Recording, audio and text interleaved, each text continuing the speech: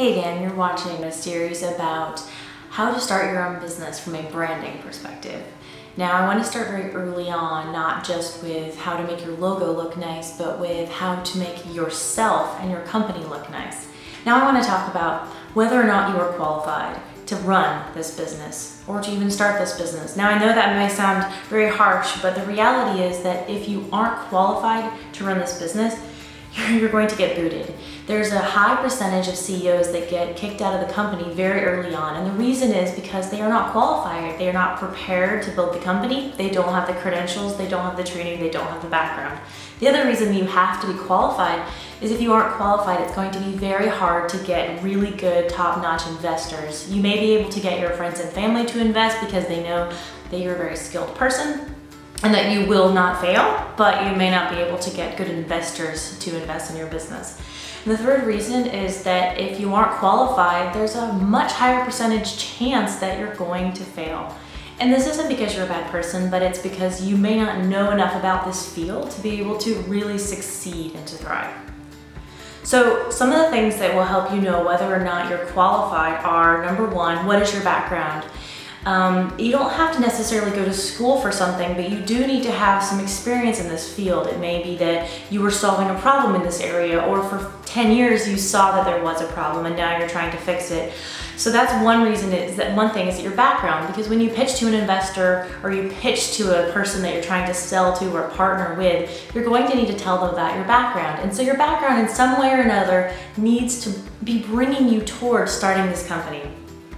The next thing is that you have to have the right connections. You may have a lot of great connections, but they may be in the wrong field, and so they're almost useless to you. Sometimes somebody will be well connected in the, say, the educational world. They know everybody, they can reach out to the right kinds of professors and schools and teachers and whatever they need. But they may not know anything in the engineering world, and they want to start a business in a different field such as that, and they don't have the right connections.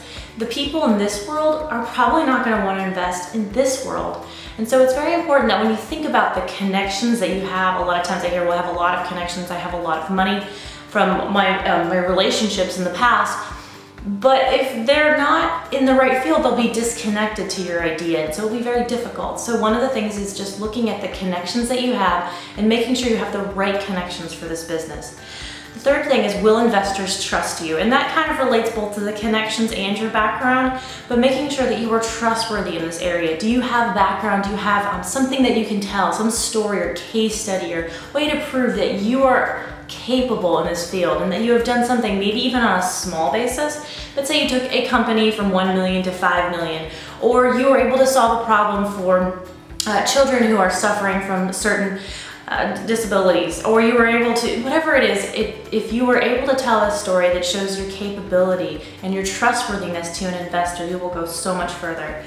The last thing is that whether you're needed, and I know this sounds crazy, but what I don't want, and I often tell my people that have great ideas, watch out and make sure that you're not going to be the first one booted out of your company.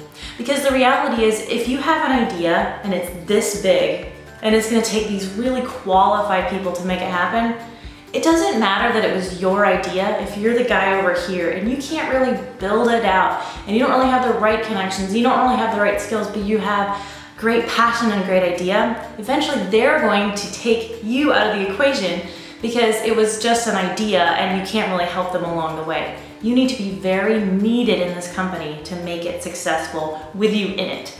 So that's the second thing that I definitely say you need to look into, is just, am I qualified to make this company myself? And that will go so far in helping you succeed in your brand and in this business's brand.